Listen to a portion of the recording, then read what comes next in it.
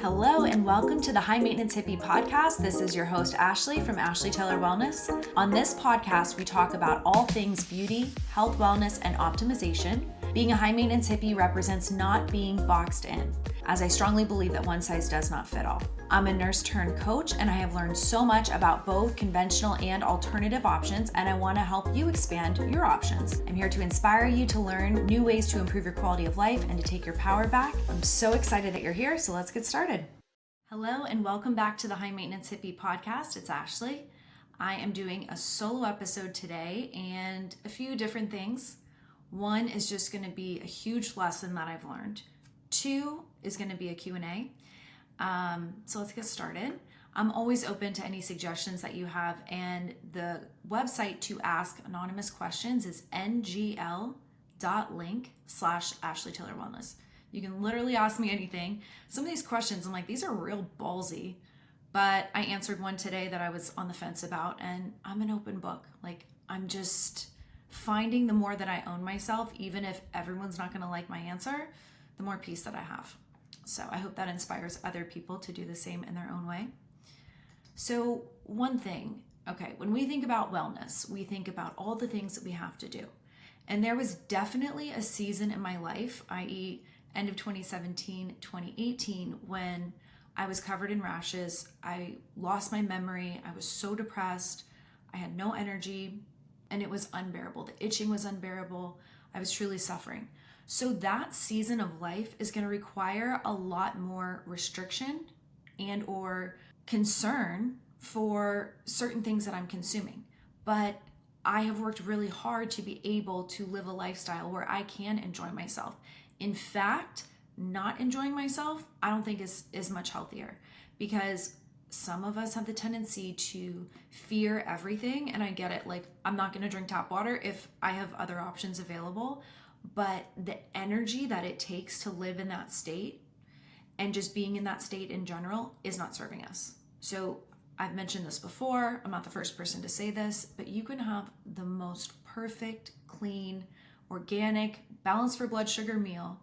And if you are in a state of fight or flight when you're eating it, what happens is that the blood goes away from our digestive tract and it goes to our extremities because it thinks we're in danger. So in order to be able to properly digest and get the nutrients from our food, the state that we're in is so important. So I like to say that I've had a stick up my root chakra for a really long time. And really, I don't think I would say obsessed.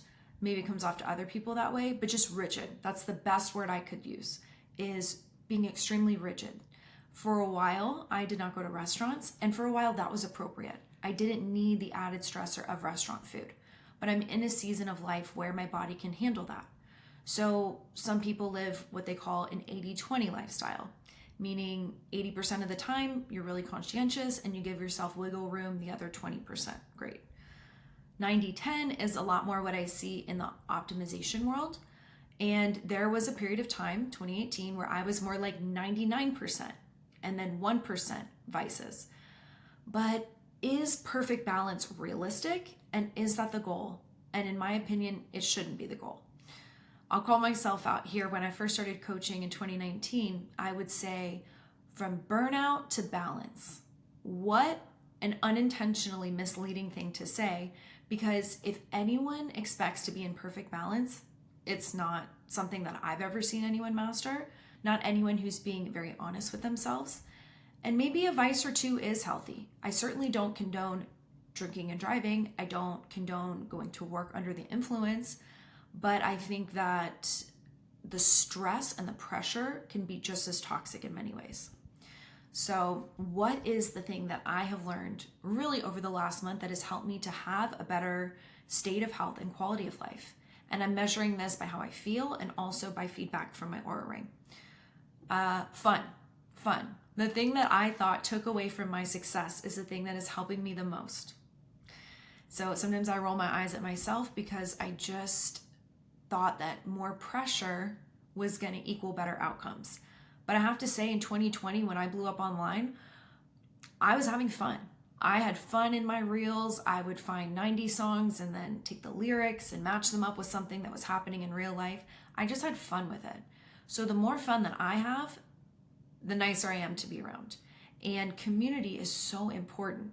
I mean, I could quite literally be at home judging other people, being like, well, they don't drink perfect water like me. Like, why am I so concerned? And I'm not saying that I am, just there have been moments, especially when I first got into wellness, where I found myself being unintentionally judgmental because I knew better. I'm so repelled by that in myself and in anyone else that I see demonstrating that.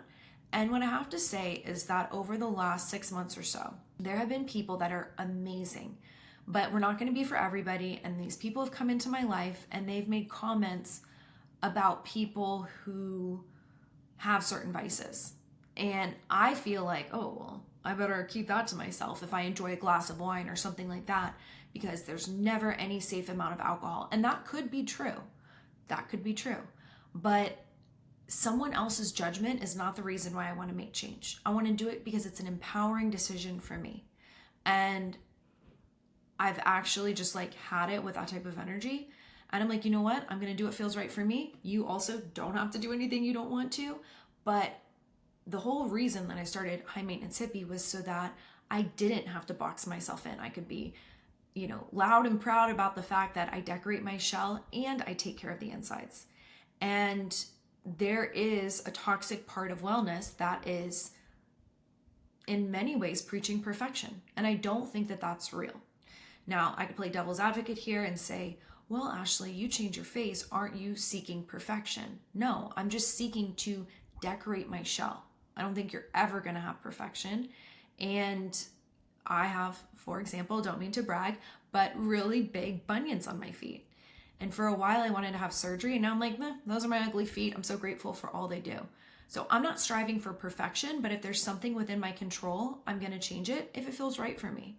And it may not be the healthiest choice, but the toxicity of the judgment is just something I'm done with. And if I find myself judging people, then I don't think I publicly judge people, but I might notice like, well, I do it this way. I used to be like that, like probably 3 to 5 years ago. And I'm like, who am I to tell anyone how to live? I can show how I live, and other people can be like, hey, I'd like to try that. But you're never going to be 100% perfect at everything that you do.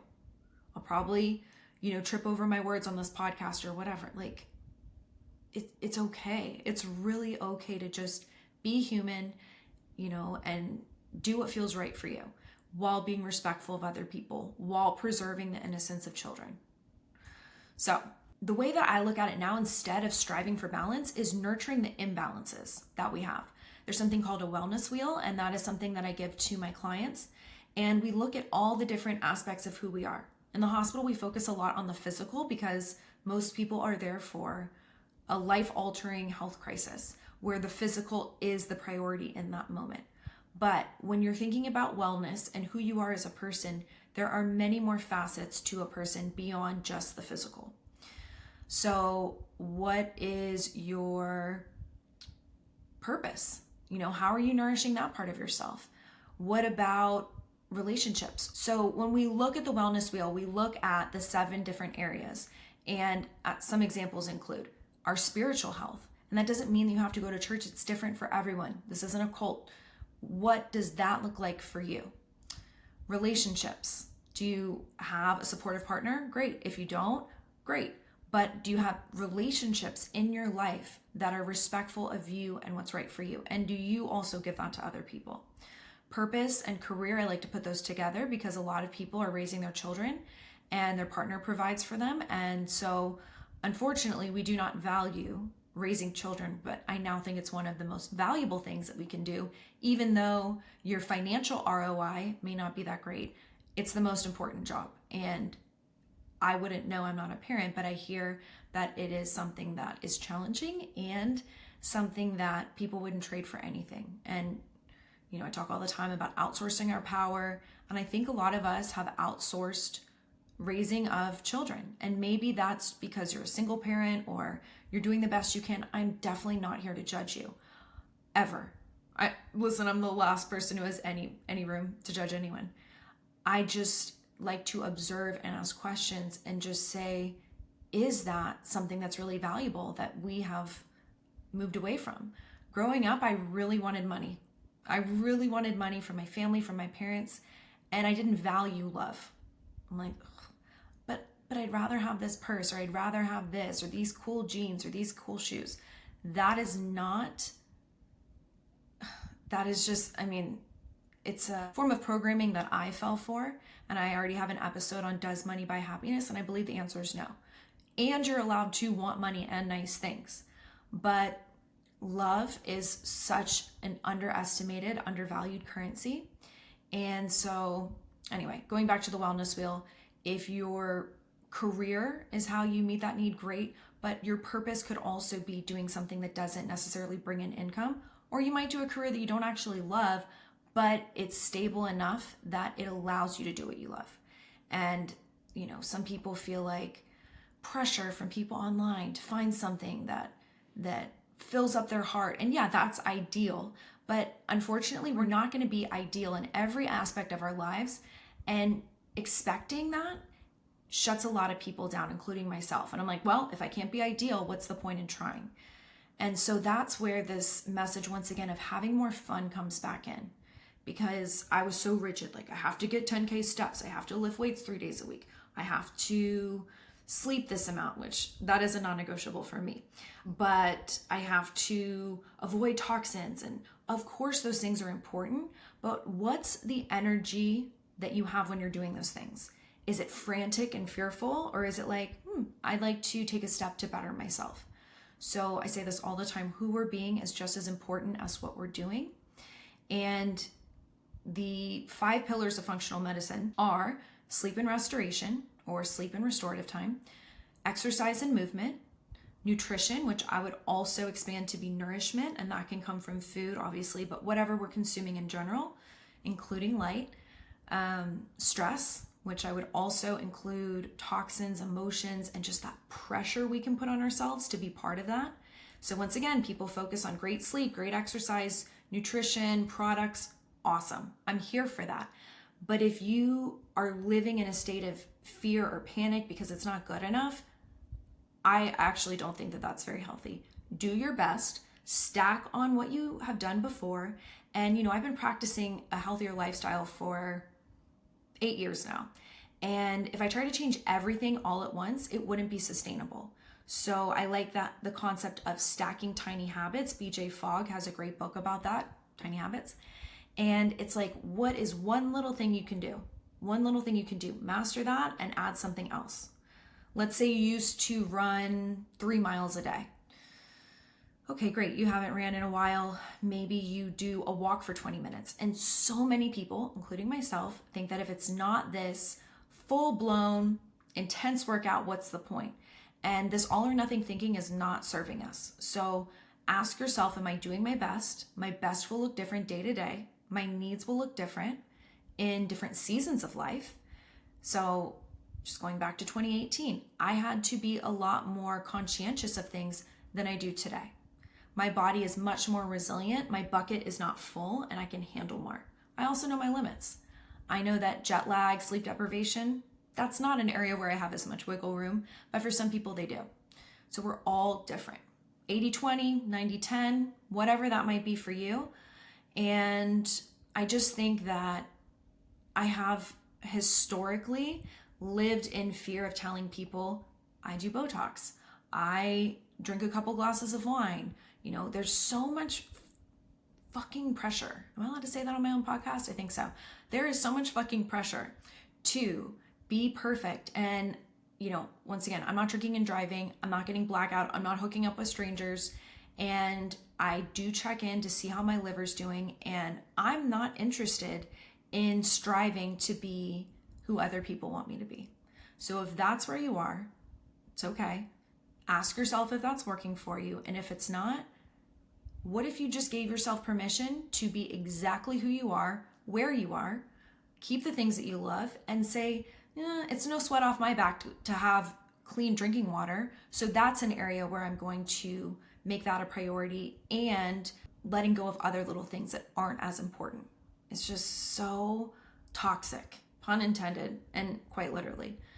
So now that I've gotten that off my chest, I just feel like fun is the thing that has been missing from my life. And instead of it getting in the way of my career, it has been helping it. And I just really want you all to think about that. Something for me to think about too. All right, so some questions from NGL, which is the anonymous website. Once again, if you want to ask a question, it's ngl.link/ashleytaylorwellness. First one is changing my workout time to the morning and been having suppressed appetite tips. Okay, for the record, not medical advice, just sharing on what I've seen, observed, learned about. If you are working out and your appetite is suppressed, are you eating before or after your workouts? Is that when you have the most energy? Is there a reason why you're working out in the morning? I would, instead of telling you what's right, I would just ask you to look at your patterns. Notice how you feel before and after workouts. I'm not a fan of fasted workouts, especially for women. So when I have a protein-rich breakfast, I feel that I have fewer cravings throughout the day. That really serves me.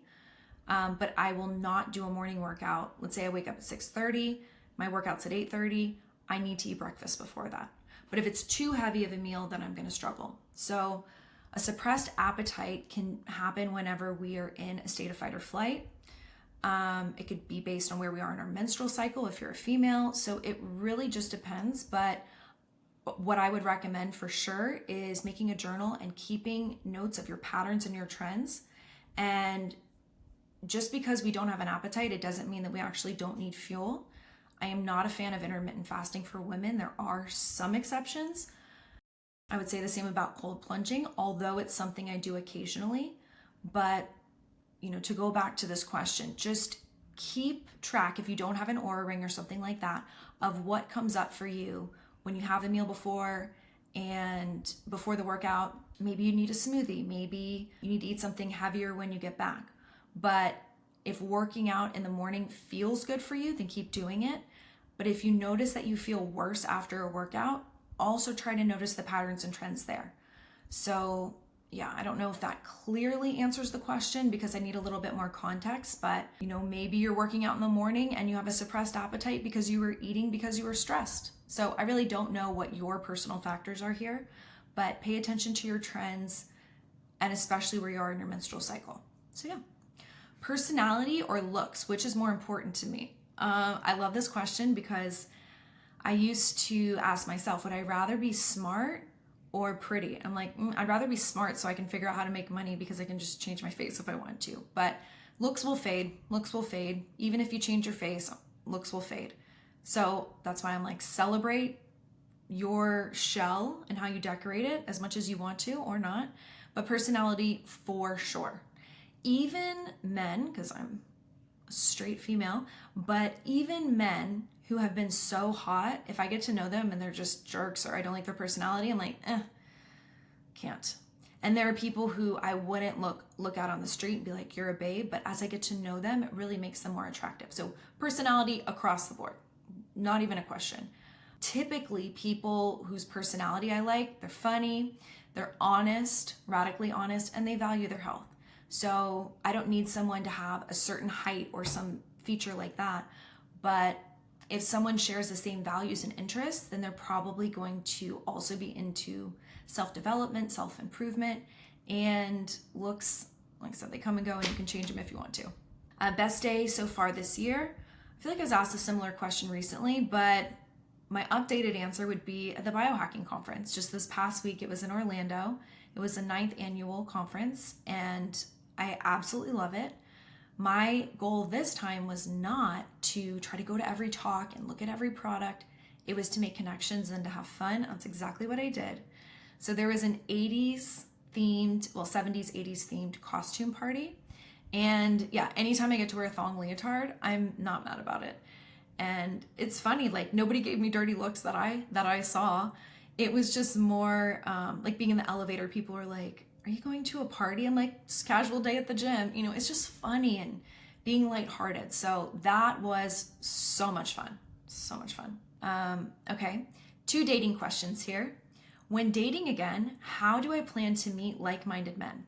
and this was also asked, what is my approach to dating going to be after 2020 to 2023, that whole debacle? Number one, be yourself from day one. I would have told you this before 2020. So often in the past, I would try to be who I thought a guy would want me to be, and then it's something you can only maintain for so long. You feel resentful. And the happiest, healthiest relationship that I've ever had, which, I can't get into details at this time about my personal romantic and love life and all of that, but the best relationship I was ever in was when I was my most authentic self. To be quite honest, to try to push that person away. And he was like, wow, that's so refreshing. So people like people who like themselves, even if they don't like everything about you. I fully believe that and stand firmly behind that statement. So stop trying to be someone you're not. You don't need to be an asshole and be like, it's my way or the highway, but just saying this is what works for me and being curious about other people and not coming off with desperate energy. Like, oh, I hope they pick me, versus, I'm getting to know this person and do I want to be with them? It's not, that honestly was my mentality for a while. I hope they pick me. I mean, I wouldn't say that on the date, but it just came from such a wounded place. So, and don't be afraid if someone isn't right for you, or vice versa. I'd rather know straight up than down the road. I would also recommend not being physically intimate with someone, because in my personal experience, it has hindered my ability to identify and say no to red flags because I'm already emotionally invested. With that said, I know people that sleep together on the first date and they're happily married. It's just not, it wouldn't be my style moving forward. I'd really want to get to know someone. So I can't say a certain amount of time, but where would I meet these people? Definitely doing things I love. Conferences, biohacking centers, airport lounges even, via mutual friends, and probably not the dating apps. I mean, never say never, but the thing with the dating apps is that it's very addictive. Like, you're just one swipe away from who will the next person be. And I mean, I had that tendency, the grass is greener, if you want to call it that, when I was using dating apps. So I just think in real life, you can't control the when or the how. Be really clear on what you're looking for in a partner. Literally make a list and ask yourself if you're embodying those traits. And as cliche as it might be, become the partner that you want to attract. And if you're living that life, doing those things, it's more likely you're going to cross paths with that person. I'm not into clubs and drinking late night and like taking shots. So I'm probably not going to meet the love of my life in a club. Probably not, but I don't hang out in places like that. So just do what you love, and you never know who you'll meet. And I will also say the best relationship I've ever had came when I was not looking for it. A lot of people say that. But if you have any ideas on this, definitely share any tips or how you met your partner. And a lot of people want to know this. So you can either comment on the reel and or on YouTube, there's space for comments, or just send me a DM and I'll post it on Ashley Taylor Wellness or High Maintenance Hippie Podcast. This is something that a lot of people are asking about, and I can't say that there's one exact answer, but just being a person who loves themselves, who has friendships where your whole life doesn't revolve around one other person. Like, read up on codependency if you're not sure what that is. And there's nothing wrong with wanting someone and being in a committed relationship, but there's codependency, there's complete independence, and then there's interdependence. And learning about that has been very helpful for me. But be yourself from day one. And any tips you have, share, and I will share them with the audience as well. Feelings about having kids and pets. This is not the question of the century for me right now. I know I would be an amazing parent. I just really know that sleep deprivation is something I struggle with. And I want a teammate who's on the same page, where we trust each other, we have a healthy foundation, because kids don't do what you tell them, they do what you do. So having healthy communication, shared values, and just making sure that, I'm not a workaholic and I'm on my phone all the time. Like, I just don't feel ready for that. Obviously, if it happens, I'm going with it, but I want to be able to homeschool for sure. And I want to have enough resources to do that and to have help if needed. So I'm focused on my career right now, but I'm 35. I know some people would consider that advanced maternal age. I certainly don't believe that. And I trust that if that's meant to happen for me, it will, and we will see. let's see. Am I concerned or is my body dependent on biohacking and or supplements? Perhaps I need a little bit more context for this question, but dependent on clean water? No, it's just a strong preference. I don't take supplements every day anyway. I used to, but I'm not good with keeping up with it. I more so on a daily or weekly basis say, what does my body need? I do take a lot of minerals, especially after a sauna or something like that. But no, I don't feel that my body is dependent on biohacking. The whole reason that I do that is to fill in the gaps from the stressors of our modern world. So am I dependent on blue blockers, or do I just feel better when I use them? I feel better. So any of the things that I've invested in are here to add value to my life, not because I'm looking to be dependent per se. I mean, are people dependent on exercise or dependent on organic food? No. And if you feel like you have a dependency on any type, I don't even want to say it in air quotes, but if you have a dependency on any substance or anything, take a break from it. But you might be dependent on exercise for stress management. I don't know that that's a bad thing. So, but no, I do not feel that way. I'm just not very consistent with all the things that I do, but I try my best to, once again, instead of striving for perfection, fill in the gaps. Like, you know what? I've been on my screens a lot. Maybe I should pull out the blue blockers, but I do wear those every night before bed.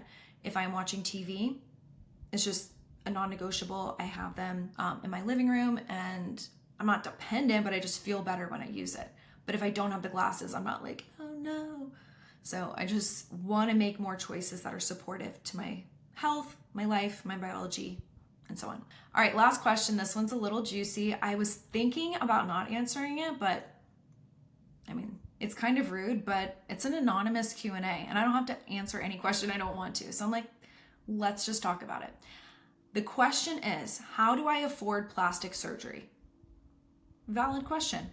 First thing, I haven't had like a BBL or a tummy tuck or breast implants. Like, some surgeries are more expensive than others. As an example, I recently had an upper blepharoplasty and a lip lift. It's just a little bit of skin removal here and here. I was awake for both procedures, and the cost of both of them combined was under 10 grand, okay? So let's just say 10 grand to make it simple. I have been doing Botox every 3 months for 17 years now. And that is roughly $600, sometimes even $800 when I was living, well, in the LA area and going to Beverly Hills. I didn't live in Beverly Hills, but that's where I would go for this. So $600 every 3 months is $2,400 a year. And I was doing Botox here to keep my eyes open. And you can do Botox here for something that's called a lip flip, not a lip lift, a lip flip that shows more of the area. I wasn't really doing that. I did it one time. But that's not including the price of filler, which I am also not wanting to put filler in my lips. So Botox alone, I was spending $2,400 a year. And in 4 years, that $2,400 is $9,600, which covers the price of the 2 surgeries. So I don't have to keep getting injected to get the look that I want. And I'm going to be saving money long-term with fewer toxins. So if you think about it like that, I chose to look at it as an investment. I do not spend money on designer clothes, on, nice handbags. I have like 2 Louis Vuitton purses that I don't even really like. I've used a plain leather purse from Madewell for like the last several years. Those things are not important to me. I just don't spend money on a lot of things that other people do. But when it comes to aesthetics and wellness, that's where I tend to be a little bit more generous with my spending. I don't have any credit card debt. I don't live beyond my means. There was a time in my life where I didn't really have that under control. But I just look at it to get the same look. Is there a healthier way to do it, meaning with fewer toxins and more cost-effective long-term? And then there are companies like Care Credit and Alphion that give you 0% interest if you pay it on time. If you don't pay it on time, they hit you with some big fees and high interest rates. So, live within your means, save up for it if that's something you want, or don't. There are really great options for wrinkles like Frownies.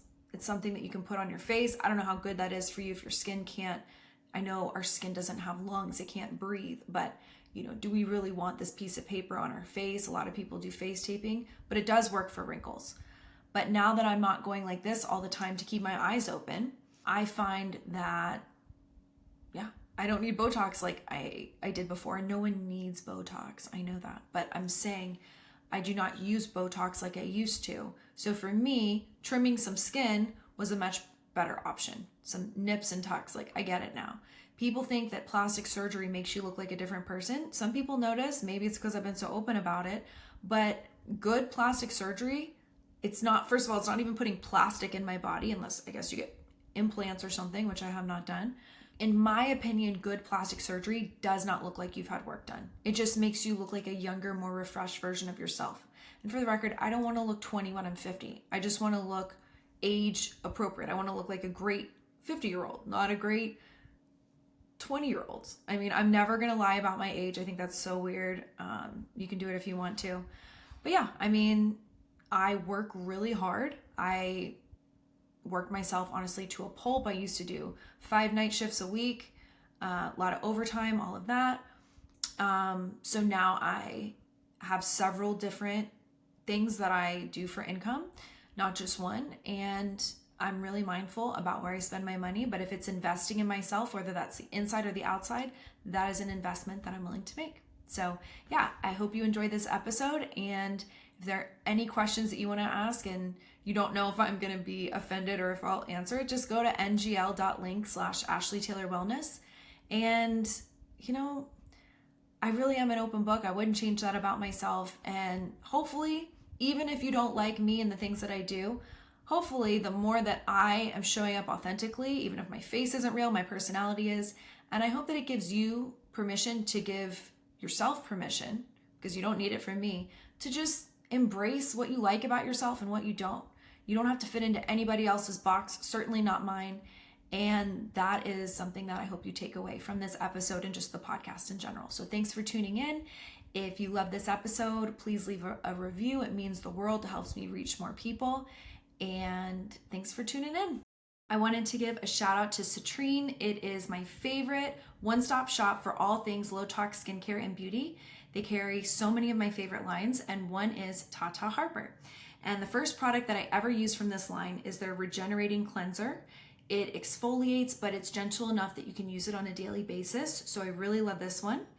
And also the Nourishing Oil Cleanser. Both of them are really great for taking off makeup. Oil is not typically lash extension approved, but I do use it and I just avoid my eye area. And I use a microfiber cloth and just am mindful of that. And obviously my lashes are still here. Both of these products smell amazing. They have incredible ingredients. And if you use the code ashleytaylorwellness, you can save 10% when you go to citrinenaturalskin.com and or in the store. So check it out. Let me know your thoughts. It's one of my favorite lines out there. Thank you for listening to the High Maintenance Hippie podcast. If you enjoyed this episode, please subscribe to the podcast, rate it, and leave a review, ideally a 5-star review if you loved it. All of this is free of charge and really helps me to be able to run the podcast. If you take a screenshot and tag me, I'll repost you and shout you out on Instagram. So tag Ashley Taylor Wellness and High Maintenance Hippie Podcast. If you have any feedback or guests that you'd like to have, I would love to hear from you so that I'm not just talking at you. I really want to deliver things that are valuable. So send me an email with any feedback, suggestions, or ideas for guests at ashley@ashleytaylorwellness.com. And I will leave you with a disclaimer. Please know that this is not medical advice or replacement for seeking medical care. Everything discussed on this podcast is for educational and informational purposes only. Always consult with your medical provider before making any changes. Thanks for tuning in, and I'll see you next time.